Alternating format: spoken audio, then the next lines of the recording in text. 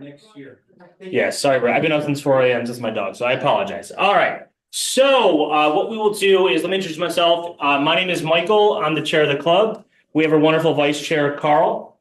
We have our wonderful secretary, Mike James, and our treasurer, Deb, back there. And Deb, I'm going to walk to you for our treasurer's report.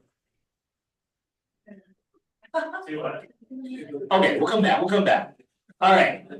So we are very excited. We are joined by our guest speaker, Jeanne from Gilda's Club. And it's just an asset in our community that a lot of people don't know about. So Jeanne, if you want to come on up and let's hear about Gilda's Club.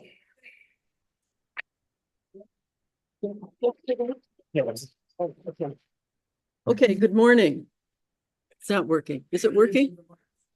Good morning. Okay, all right. I'm Jeanne Deneweth, longtime member of the club. My husband and I joined, I think, in 1998 when the club first got restarted. So we've been around a long time. I'm a 3-time cancer survivor, member of Gilda's Club. So I'm going to tell you a little bit about the organization. You probably know that Gilda's Club is named for Gilda Radner, the original cast member on Saturday Night Live. But did you know that Gilda and her brother grew up in Detroit, right near the University of Detroit? So Gilda went to Liggett School in Grosse Pointe. Then she went on to University of Michigan for a couple of years. And then she went to Toronto for Second City, and Saturday Night Live happened, and the rest you know is history. She died in 1989 at age 42 from ovarian cancer. She was living at the time in California with her husband, Gene Wilder, and she was undergoing treatment and was looking for a better understanding of her condition and the options that she had. And she found a group in Santa Monica, a little yellow house run by a therapist named Joanna Bull. And women would gather there for conversation and information and fellowship. And Gilda famously said, everyone needs a place. And that place became Gilda's Club. Her dream was to create this community for everyone impacted by cancer, so they could get support similar to what she had in California. The first Gilda's Club opened in 1995 in New York City. The one in Rochester Road, our Gilda's Club, opened 3 years later in 1998. And it was started by 8 local women who were all impacted by cancer. They heard about the clubhouse in New York City. They went there and came back and started raising money to open a clubhouse here. So 1989, Gilda's opened on Rochester Road. We're still there. But in 2009, they merged with the cancer support community, and there are now more than 50 places like our Gilda's Club. And each place has affiliates, like Gilda's has, our Gilda's on Rochester Road has 3 other locations. One is in St. Clair Shores, one is in Detroit, and the other one is our virtual location. So there's access for everybody to cancer support. And in Michigan, we also have a Gilda's Club in Grand Rapids, and there's one in Ypsilanti. We have like 15 employees, 8 full-time, 7 part-time, contract employees as needed, and we have lots of volunteers. It's really volunteer driven. So I think we're ready for the video. And then I'll come back and give you some more information and answer questions.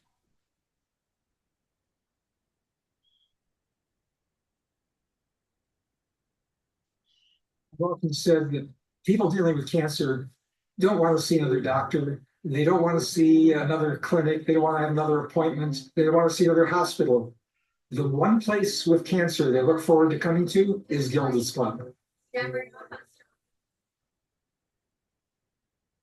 Gilda was a comedian on SNL, and when she got diagnosed with cancer, she wanted to find a community too, and she's left this legacy behind for other people. Did I get that right? Okay.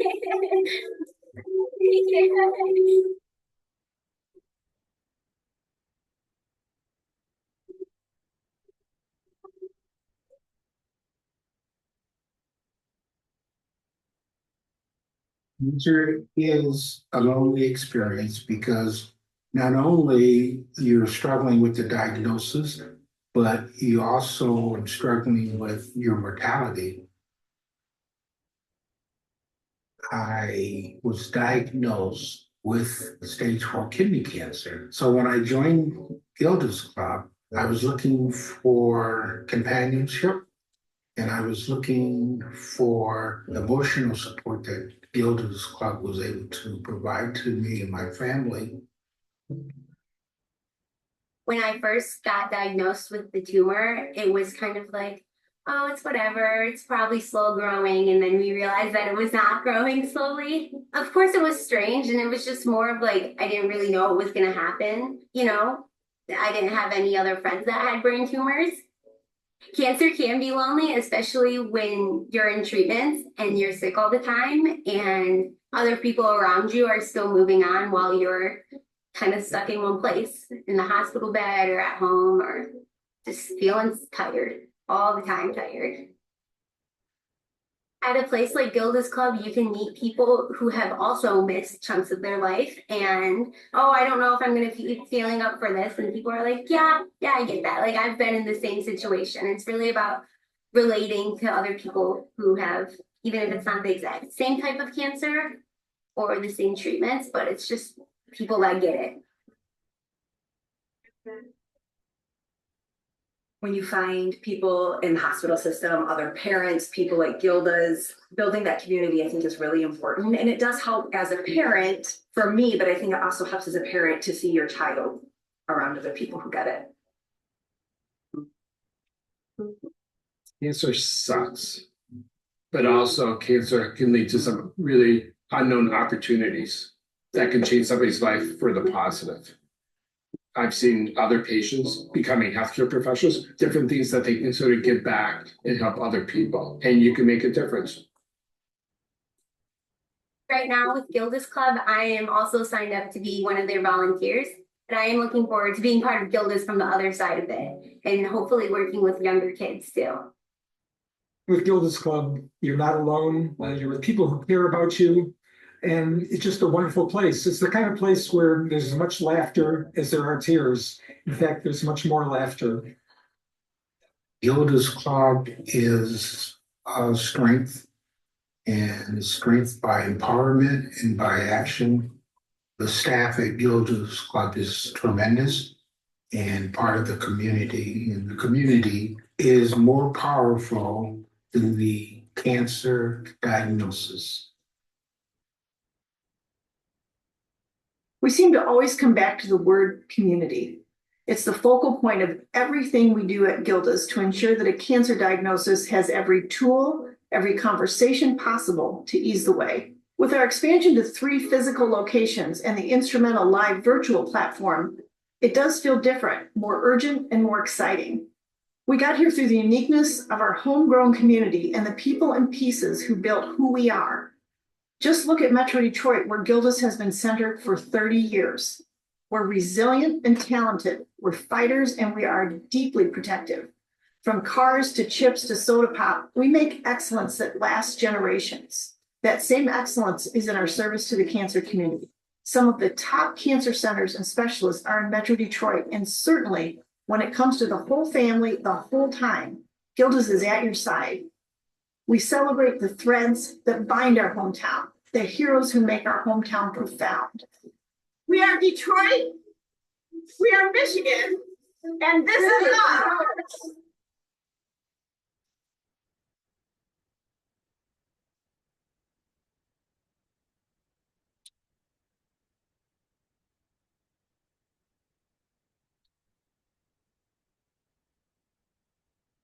Watch what Japanese people do.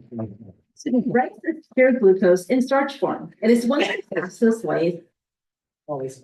So that video was done by local filmmaker Pete Spamey, which is, I thought he did a pretty good job on it to give you an idea of what Gilda's is like. So Gilda's does provide social and emotional support to men, women, and children and teens affected by cancer. It could be you with a diagnosis. It could be a family member or a friend. Gilda's has programs for everybody. Their program does have 5 parts, and I just want to briefly tell you what those are.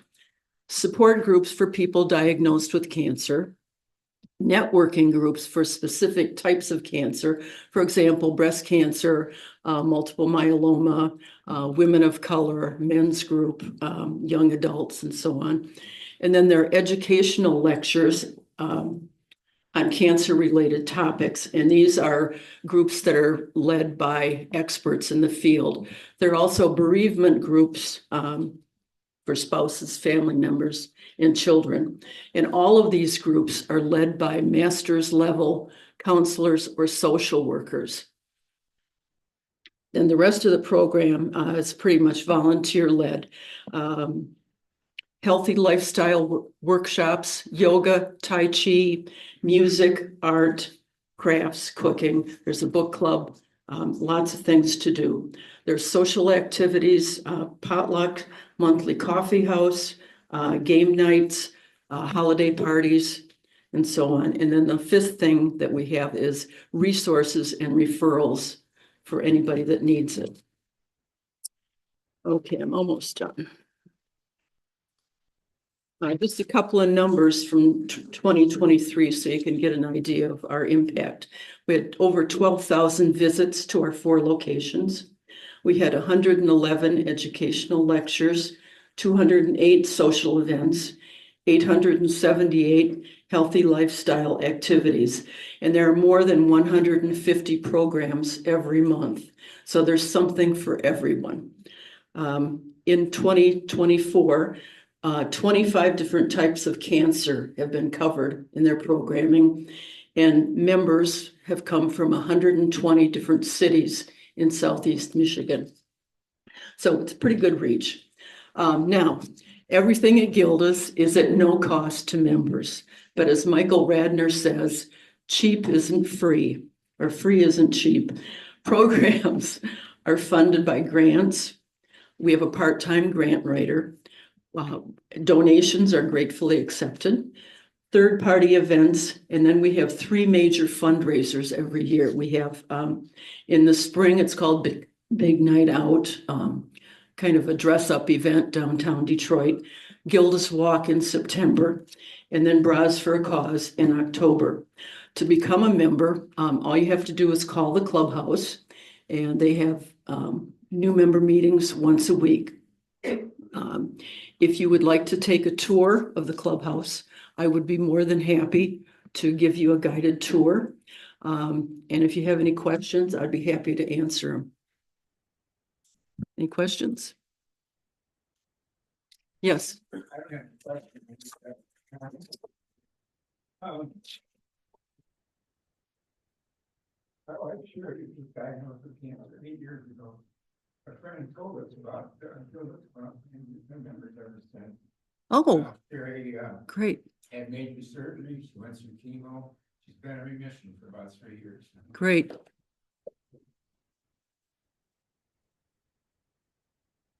It's been very helpful to our whole family. Our grandkids have gone to programs. Sherry has been going and living with cancer groups and that. I've been a member of caregivers groups. Okay. Yeah. Okay, that's great to hear. I haven't seen you there, but there's so many things going on. It's probably why. Yeah, great. Anybody else have a question or comment?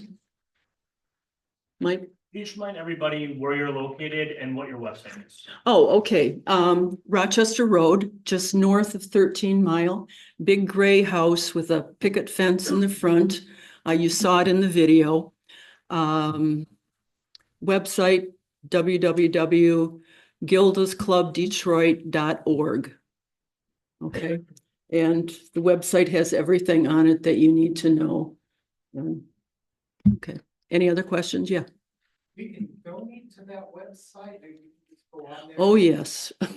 There's Okay, always a donate button. Yeah, yeah. Anybody else? Tim? Oh, do we ever? Yeah, in fact, Monday, I'm wrapping Christmas gifts there for a couple hours. We have a big Santa event coming up this week, and all the kids who have registered get Christmas gifts, so I'm wrapping. So, yes. Well, it depends.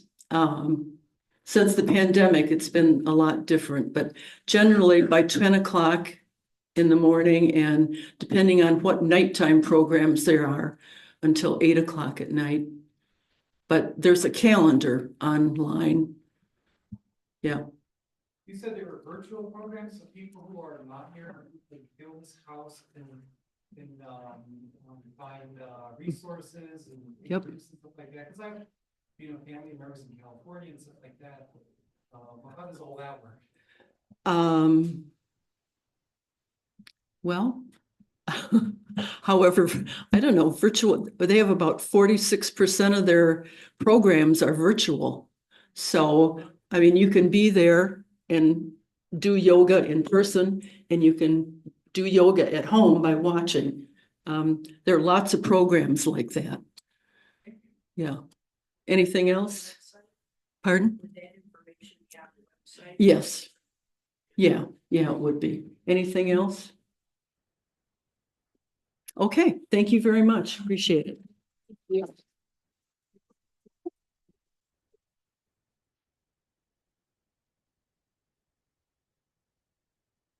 I'd like to make a motion if it's okay.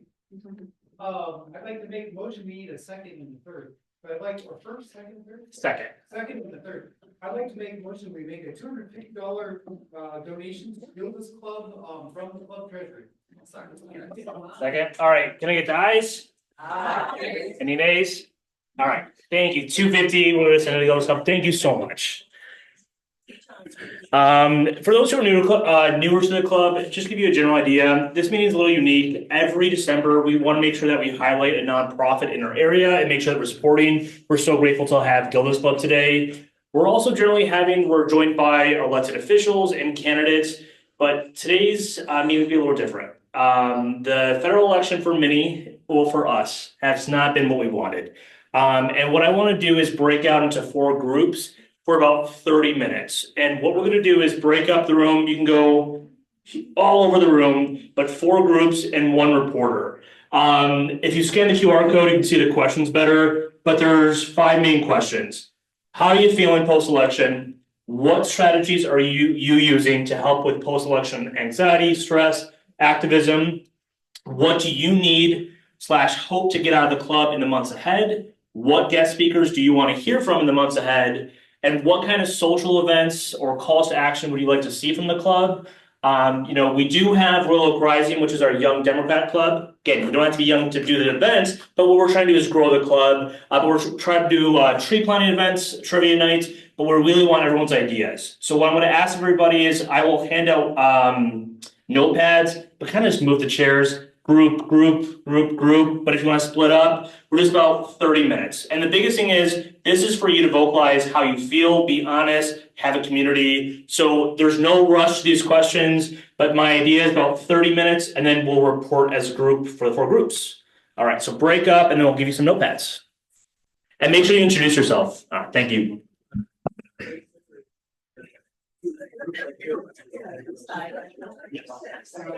Comes to go complain about you.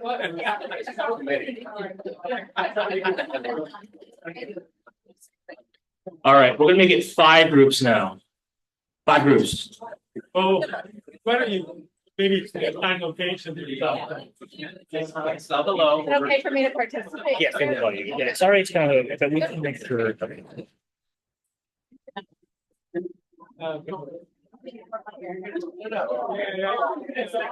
I don't know why.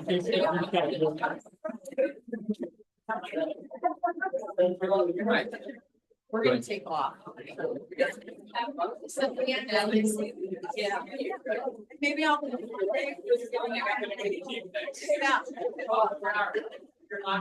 Yeah. I can. Oh, right.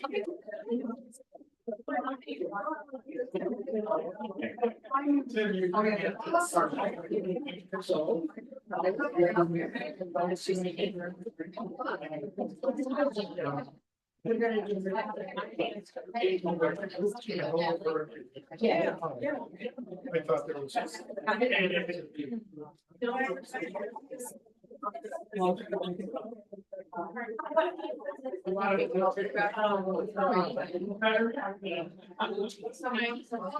Yeah.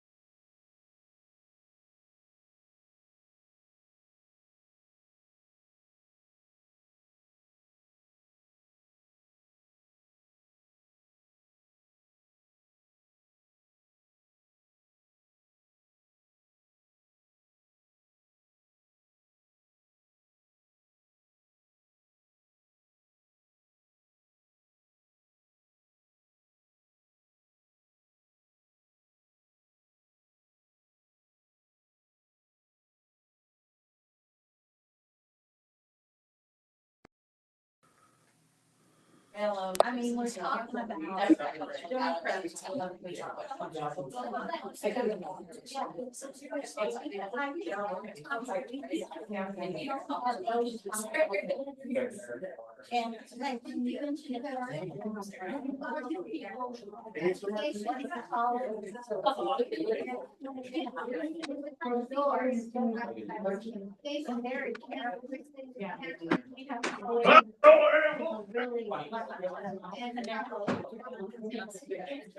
All right, sorry to cut it short. What we'll do is, I think we have 4 groups. Who was gonna, basically, I just need someone who's gonna read out, who wants to be the first person? Mike James, Price is Right, here you go. So this is the first shot at it, okay? Oh. All right, this is the first shot out. I mean, first try at this. So the first question, we don't have any questions in front of me, was how are you feeling? So there was a number of people said not too good. A number of people said they were completely avoiding the news. A number of people were recalibrating how they work with the news and media.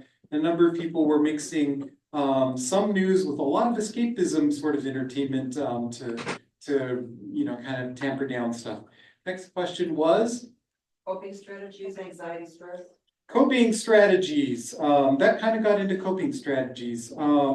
We had some discussions about ways to manage media, like hints and ideas back and forth, like I'm trying this or I'm trying that. Strategies. We had a discussion about looking local. We can't always, trust faraway politics, but we own the local politics, right? And we had some discussions about some people doing more local volunteerism. There was a lot of discussion about helping homeless or people who are in need of 3 meals a day who are not quite getting there. Let's see, coping strategies. What do you want to get out of the club in the months ahead? What do you want to get out of the club in the months ahead? There was a discussion about, well, how do we act locally? And we have a city commission race coming up. Also, there was, how do we deal with Duggan? Did I say that right? Yeah. How can the club help us dealing with this whole Duggan thing for governor? He seems to be well liked, but a little bit disappointed that he's not running as a Democrat. So there was some discussion, can the club, how do we manage as a club work together? Let's see what else. What's the next question? Social events? Guest speakers and social events. So there was a discussion of the idea of, hey, look at some of the people doing interesting op-eds in the Detroit Free Press. Maybe we should bring them over here and have them talk to us as an interesting way of getting guest speakers. Next one is, how do we get context about what just happened? Should we grab a history or a political science professor over at some point, just give us a little bit of historic context. Sometimes when you look at history, you realize that our current events have occurred before and there's a way out. When we look back a little bit. Next question. Who would like to be next? Ian.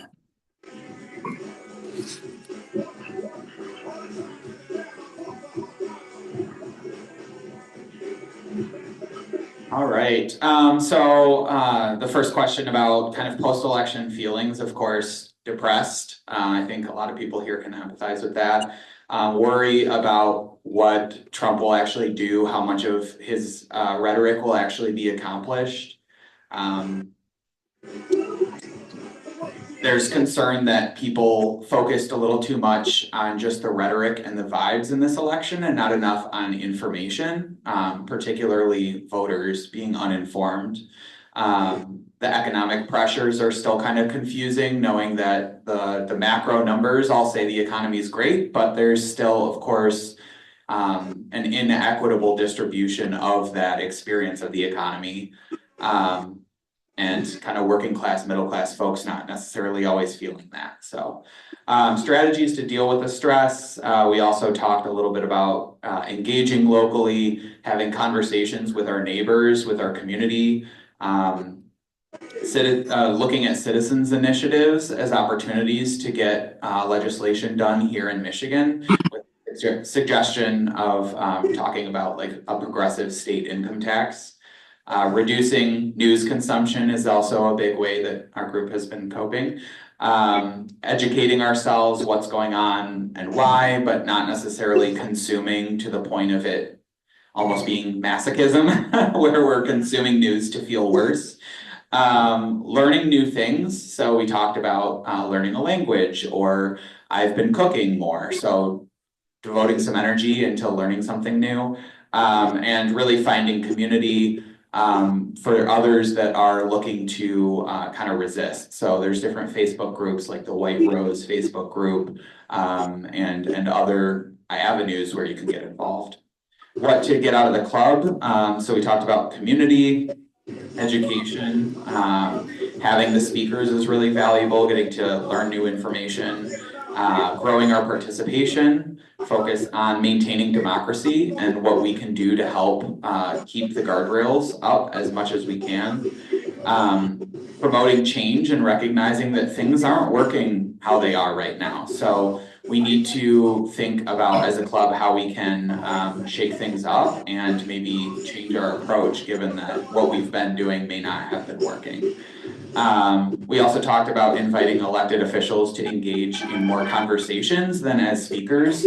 So perhaps doing town halls focused on specific topics where there can be back and forth dialogue here in the community, and having more conversational meetings like this. I, for one, think that this has been a really incredible experience. So guest speakers, we talked about having an immigration attorney come in to teach a little bit more about the ins and outs of the immigration system, focusing on housing and the master plan and the Yes in My Backyard or YIMBY movement, talking about progressive income tax, talk about daycare funding and maybe connecting that to tax proposals that could help pay for it.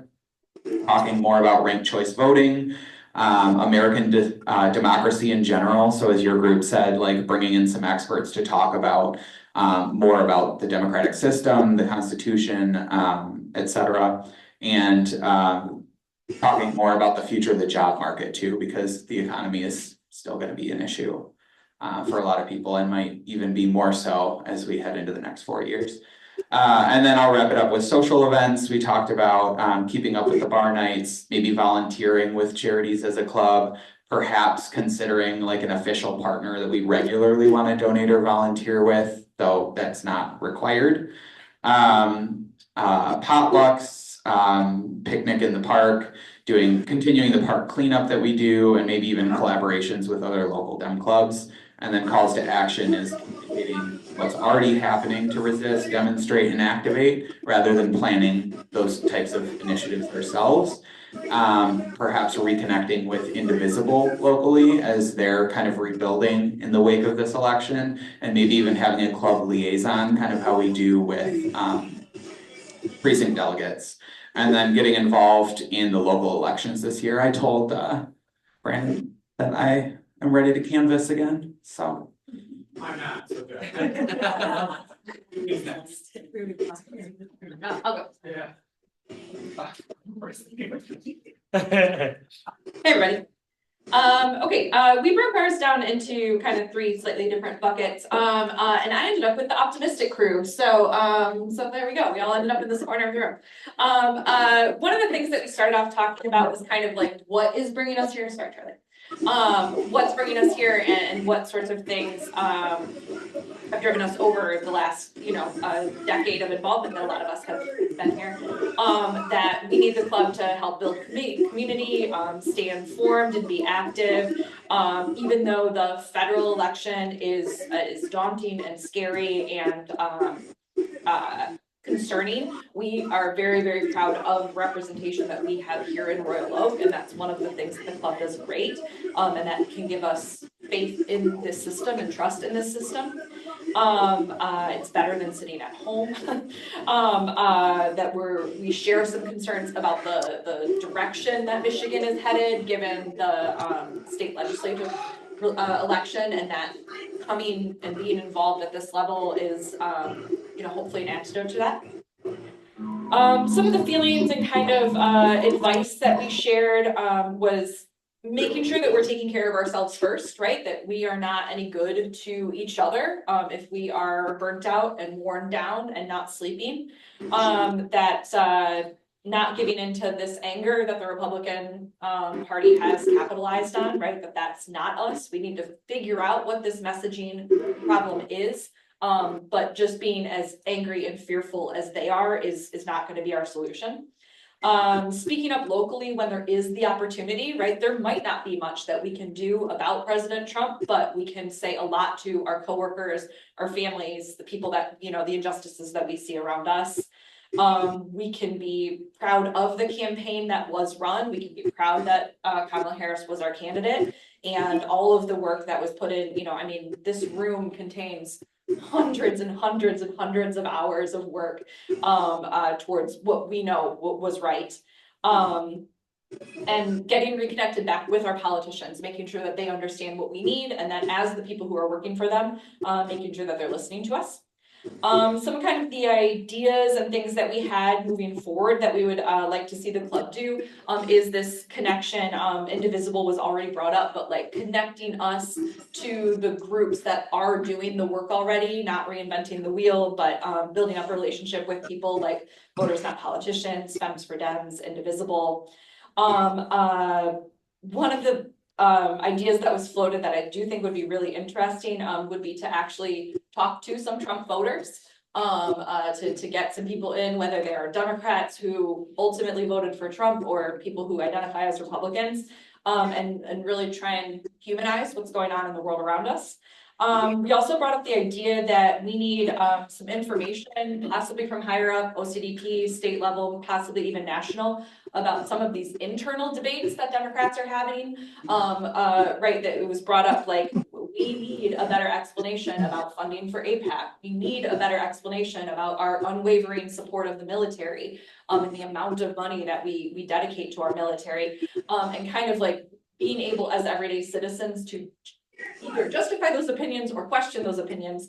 And we know that the Democrats are a very, very big tent, and that we don't agree on every single thing. And so maybe having some resources, some speakers, some experts about kind of what those internal debates are, might help us either find some common ground or make up our minds about some of those important things.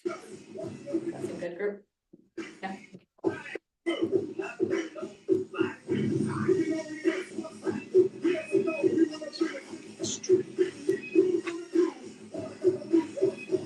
Our group was very lively and we had a lot of different opinions. Question one, people did not like the results of the election. They showed anger, disillusion, apprehension. The biggest thing that came out of that was, what media group do we believe in now? I mean, which actual group is telling the truth and as close to the truth as we can get, without being a show that everybody watches? On the second question, we asked each individual what they needed to do. Physical activities, hiking, walking, swimming, planting trees, talking to your neighbors, finding out, you know, who and what should be done to progressively move towards the next election. What issues are most important? Second, the third question, one individual in the group says that she's going to call her representative at least twice a week or more than that on all the issues that come up in the legislature for the state of Michigan, as well as watching nationally. We're going to see how our representatives vote, and we're going to make sure that when they do vote wrong, that we correct them and we tell everybody as to what issues need to be addressed. The next one, which was I think the last question, was social events. Everybody's still in favor of those. They're still in favor of the park cleanups. They're also in favor of people going out and distributing leaflets when the time comes again. So that's basically how our club looked at, our group looked at it.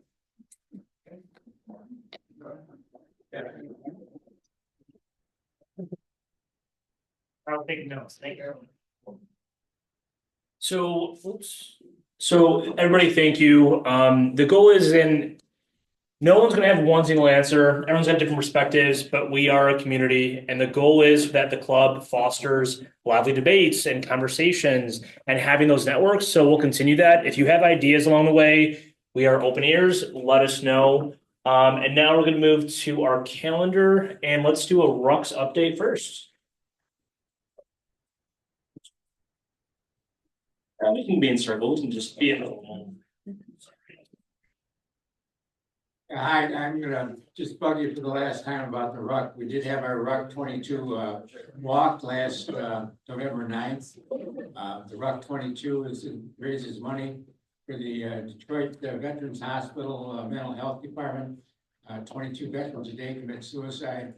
So we were able to raise over $4,800 this year, which is more than double what we've raised in the past. We got $2,500 from the Arts, Beats and Eats. Give Thanks Bakery gave a large donation. Sharlan Douglas donated. We got coffee donated by Bigby's in Clausen, totally free. My notes are acting up. Oh, and Main Street Donuts gave us a pretty good discount on buying donuts for the group. The food pantry from Vietnam veterans in Macomb County, we filled up an entire, what I would call a horse trailer full of food. Kroger gave $1,000 in gift cards to them also. So it was very successful. I won't bug you again until April when we start getting ready for the parade. We do have openings on our Veterans Events Committee for the city, so if anybody's interested, you don't have to be a veteran.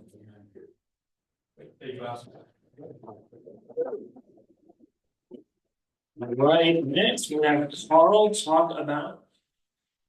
First of all, thank you all for whoever brought stuff for our donations for Ruth Ellis Center and for the Band's Pantry. Appreciate all of you guys.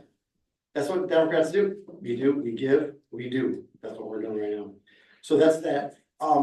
Peyton's not here to give us an update on Royal Uprising, but if you guys don't know, we have a social aspect of our club. It's called Royal Uprising. Try to grow our club, maybe get some more youth in here. So we just had our book club meeting this past Thursday. It's fantastic. Charlie has been great donating some time at Bamboo downtown on Main Street. Fantastic place to have these meetings. We have other stuff coming up, guys. We have wine tasting coming up. We have trivia night coming up. We have a bunch of ideas in the pipeline. So hey, you guys know anybody who wants to join? Great opportunity. You don't have to come sit in the meeting. A lot of people don't like sitting in meetings like this, so they can join our social arm, which is Royal Uprising. All right. Wait, when's the wine tasting?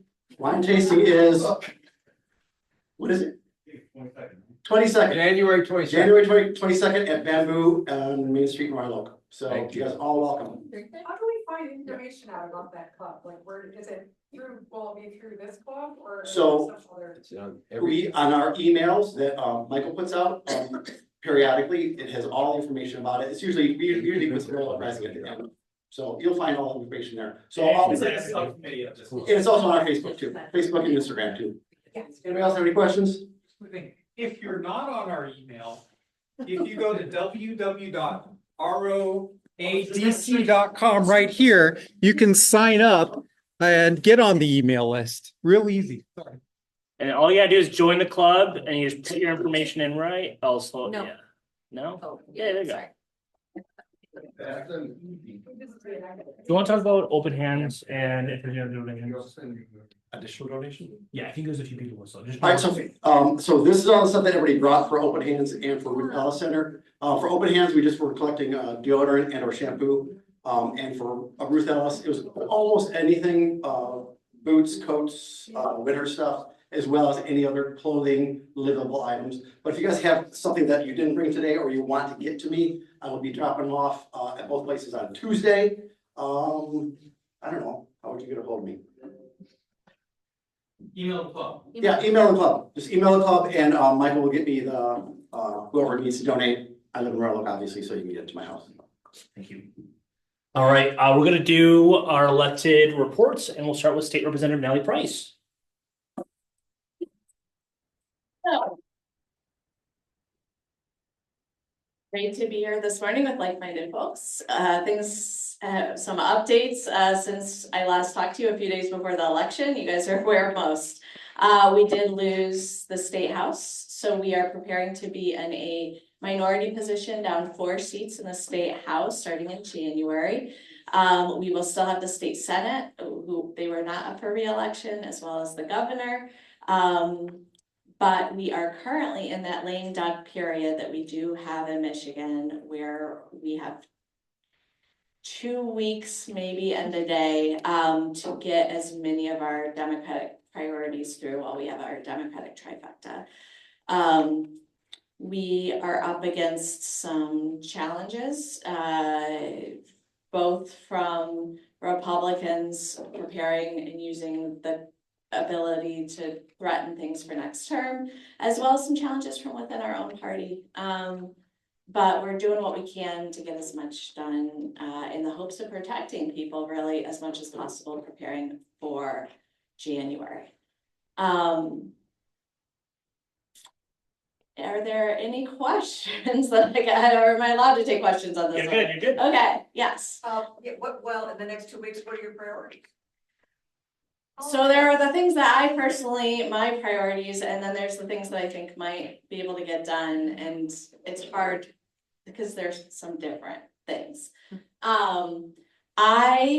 My top 4 buckets are very much around protecting people as much as possible. We have undocumented migrant workers, a lot of them here in Michigan, and the drive safe laws that would allow them to get driver's licenses would be huge. That would, we know that not having driver's licenses is a major cost for deportation, and we had the ability for undocumented workers to get driver's licenses in Michigan until relatively recently. This should not be controversial. And also for people who will say, oh, then they'll be able to vote fraudulently. No, absolutely not. On the driver's license, it makes it clear whether or not you are a citizen. But if you are not a citizen on the driver's license, you won't get taken and fingerprinted and reported to ICE just because you didn't have a driver's license. So we know that this is an important protection for that community. It's a top priority for me. To help protect members of the LGBTQ community, you know, I have a kiddo that's a member of that community, so this hits really close to home for me. We have name change bills that would make it streamline the currently overly cumbersome process of changing your name or gender identity on state IDs. That would help families. I know some personally who are trying to make those changes before January and make it easier in the future to protect their kids. We've got reproductive health care on the line, and Senator McMurrow, who you all know very well, your senator, has a great package of bills to protect data privacy related especially to reproductive health care. That I think is really important to get done. We have water affordability packages that I think would help with like people who would be facing water shutoffs if they're not getting resources that they depend on. So those are, yeah, my priority is protecting as many people as we can between now and January, and those are some of the packages that I'm following and trying to support right now. And ending gun violence, that's a whole other one, really important. I've got a package of bills that I'm working on personally in that space and supporting things like holding gun manufacturers accountable, prohibited purchasers lists. We just, as much as we can do right now, that will be hard for Republicans to undo while we get to keep the Senate and keep the governor, I think the better in those spaces. Yes. Yeah, in my life, I never thought I'd be asking this question, but it's not a difficult one, but I mean, it might be. So have,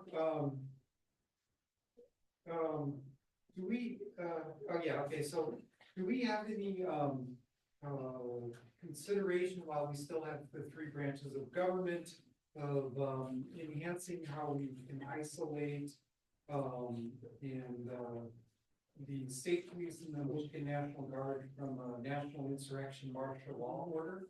Is there anything we can do before we lose power to try to make it harder to grab them and use them than it is now? That's a great question, and I don't know. I don't, would that be an executive order or the governor? I don't know. If this is a concern that you have, I think reaching out to the governor, that would be my top thing. So one thing to know about the process is that we can't request any new bills at this point. We can't, like, if there isn't already a bill that's out there designed to do the thing, which again, I don't know of any bills directly related to this, we can't request the drafting of any brand new bills. Now, we could try to make the case that there's a vehicle bill that's like somewhat related to that thing and just make a substitute or big amendments to that bill to get it done what we're trying to accomplish. But those kinds of things are done at a much higher level of leadership than I can directly impact right now. Yeah. Yes. Natalie, you said something about Democrat. There's Republicans and then there's Democrats and Democrats like disagree. Did you make a comment? What's an example of that you're dealing with? So the Republicans' new leader is Matt Hall. He's been their minority leader now for a while, so we sort of know how he operates. And he is pretty good at keeping his caucus united. He has successfully gotten them to vote against their own bills that they have their names on, so that Democrats don't get credit for things. And his current approach to all of the stakeholders, all of the people who are saying, why can't you just, let a few people vote on something that is clearly understood that everybody needs and wants? He says, just wait. None of my members will vote on it now because we want to just wait until January and then maybe we'll be able to do it and get credit for it.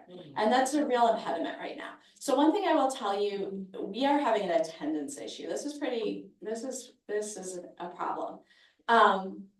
There are a number of factors that go into our attendance issue. I will say I personally have no attendance issue. I show up at everything. I wish I could say the same thing for all of my members of my party. We are one vote. For anybody who doesn't know, it's a one vote difference. We cannot lose a single Democrat if we want to get something done that the Republicans have taken a caucus position on. And the last 2 weeks, we have a member of our caucus who I am very close to, and I will not give any details because they're personal health issues, but she would be there if she could. And so many of these things that we've been trying to get done, like there's no question that the Republicans would vote on it if they weren't taking a caucus position, their constituents want it. All the non-so partisan things. We need to wait for her until she can return because of health issues next week to do all the clearly partisan things. But I am very frustrated that they're using that power, that threat of, well, just wait until January so we can get credit, to delay as much as possible to make it the clock run out on so many of our Democratic priorities. Generally, though, the Democrats are showing up. It's a complicated answer. So there are a few Democrats who are threatening to not show up because they believe that that is the best way for them to get things done that they feel really personally about. Yeah. And aren't they non-returning? Yes. Yeah. So they can afford. Yeah. So it's complicated. These are individuals that all have their different ways of operating. You guys will be the first ones I'm telling. I will be running to be our whip, the position of whip in minority, partly because I feel like I have those relationships. I understand the nuances of how my colleagues operate, that some people need someone tough to get on them, to get them to commit to whipping a vote, and some people need someone who understands what motivates them, and it might not be shame or being tough, it might be something else, to get them to whip their votes and whip it honestly. So I spend a lot of time thinking about what motivates my colleagues to do what they need to do. And I will continue to, whether or not I get the leadership position I'm expressing interest in right now. Yeah, all right. What can we do to help you for the next 2 weeks?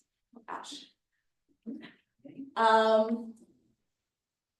That's a great question.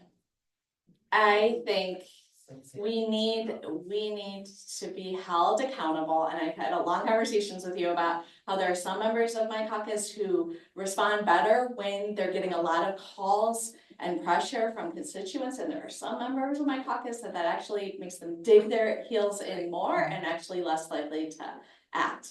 So I think it really depends. But in general, I think what everybody should be doing is letting any representatives or senators who you want to remind them of what our values are, right? Like, we put people over corporate profits. We want to protect as many people as possible. Like, thanking them for the work that they're doing in that space and then reminding them that that needs to be the goal. I think, yeah. And showing up, you know, there are a lot of people who show up on the other side of these issues, and they're intimidating, and they come with their guns, and you know, I've made a joke about death threats, but it's not a complete joke. When we see like-minded people, you know, the Moms Demand Action, this is Moms Demand Action sweatshirt, in their red shirts, it helps us feel safer in the decisions that we're making, and unfortunately, we need to feel it sometimes. There are committee sessions to attend in person. They're all open to the public for the next 2.5 weeks. Yes, we are doing a lot of committee work, and when we have somebody in a committee meeting, like, we can all see those individuals. When I'm in a committee, the rooms aren't that big. They're about this big. We rarely have this many people in it. If I see somebody with a shirt representing something that I know shares my values, it gives me that confidence to be able to vote the way that I should. Yeah. Mine's just mostly a thank you, in particular for the recent legislation that made it all the way through and was signed. As a poll worker, it's really valuable that we have now made it illegal to carry weapons in polling places.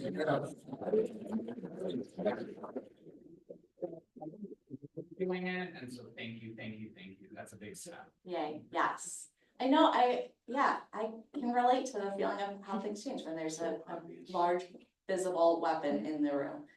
It's one of my initial fears about losing the House of the Republicans. One of the things we did when Speaker Tate was a Democrat was we banned that kind of public display of weapons in the House.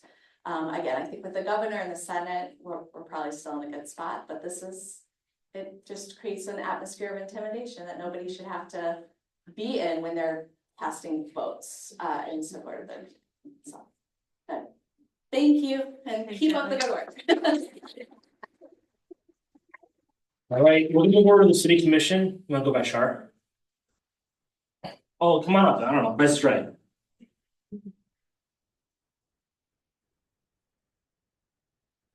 Yeah, things are quiet at City Hall. The rink is open, the skating rink is open in Centennial Commons. Royal Oakers is skate free on Tuesdays, right? Is that correct? It's only $2. $2, okay. New city manager starts on January 6th.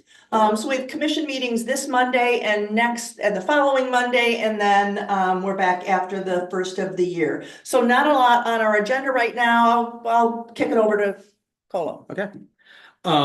So great meeting today. Lots of good stuff. I actually want to share a story. So I started coming to Dem Club in 2016.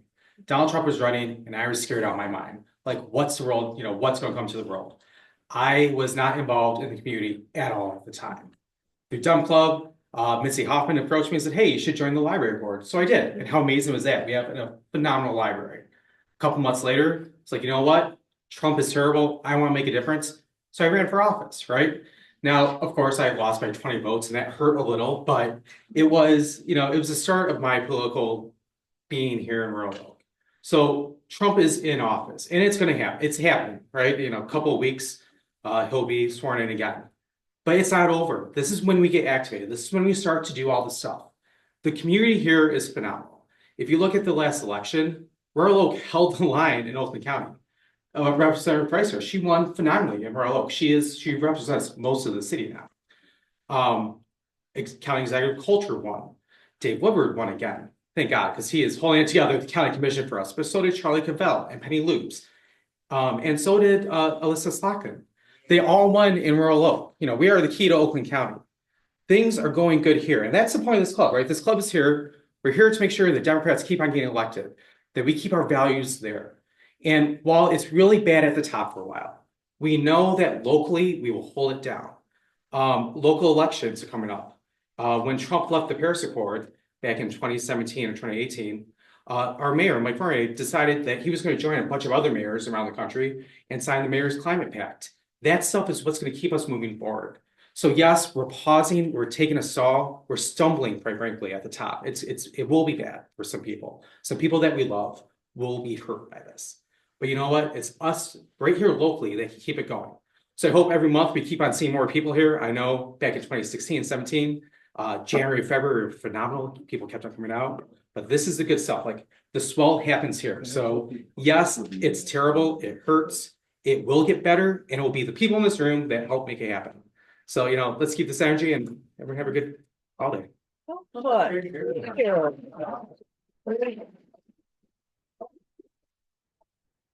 Charlie wants to do this book update. So the next book we're reading is What Makes a Good President by Stephen Tyron. And really hope we get more people involved. Date to be determined, but stay tuned for Michael's really good newsletter for the date. I also want to just take a little side. I'm a professional meeting facilitator by trade, and I really think we should give Michael a round of applause for organizing. Thank you. All right, few last notes. Our social night is gonna be at North City, sorry, what? Michael, call on Tim. Oh, sorry. Oh, sorry, Tim. Hey, I'm sorry. Hello, sorry, Tim. School board, sorry. Top from the middle of the room. This is not even a school board update. I just want to take the opportunity to thank everybody who voted in the school board race. I mean, we were uncontested, but I think Erica Alexander has received more votes than any school board candidate in the history of school board elections with 17,000 votes. And I think that 2,000 more than 4 years ago. So people are paying attention and I do appreciate that. So thank you all. And are there any questions about any school related issues? Sweet. All right, everyone, have a great holiday. Sorry about that. All right, social night. So social night again is a very chill way to meet your club members on a more intimate level and just chat about anything you want. So Thursday, December 19th, 7 p.m., Motor City Gas. 2 last reminders, next meeting we'll have our officer elections. You have to be a member to vote. To become a member, it's just $10. Again, as Mike said better than I did, you'll be a member for the whole entire 2025 year. I was tired, so. Anyway, otherwise, I think that if you have any other donate, oh, what's up? Oh. There's a law that people that have children and guns, guns locked up, that people don't know it. If there's bumper stickers here, feel free to grab one and put it on your car, so more people know you haven't done, you got locked up. And then the very last reminder is dues. There's a QR code or you go online. It's $10 for individual. Again, for an entire year for 2025. And if you pay today, it's for 2025. So otherwise, can I get a motion to adjourn? Oh, wait, can I add Oh, one? sorry, yeah. Sorry, everybody, we're all over the place. Hey, Hey everybody, I know it's kind of last minute, but if anybody wants to join me at an event at 12:30 today, if you just are not done with your civic engagement for your Saturday, Stephanie Chang is hosting kind of a listening session / participation down at Church of the Messiah in Detroit. If you're familiar with Pastor Barry's church, it's on East Grand Boulevard. But Stephanie Chang, Lieutenant Governor Gilchrist, and Pastor Barry and some mental health professionals are going to be talking about the mental health crisis that we're facing across the state as well as in the city of Detroit, some supports and resources for people, and just kind of how that is playing out and what some of our plans are in the state to help support all of us during tough times. So I just think it's going to be really interesting. There's no RSVP necessary or anything. If you want to meet me up, after the meeting for the address, I'd love to see you, but it's today at 12:30 downtown. Any other new business? I didn't forget. Anything else? All right. Can I get a motion to adjourn? So. Oh, sorry. Second? All right. Ayes? Bye. Thank you. Happy holidays. Happy holidays. Happy holidays.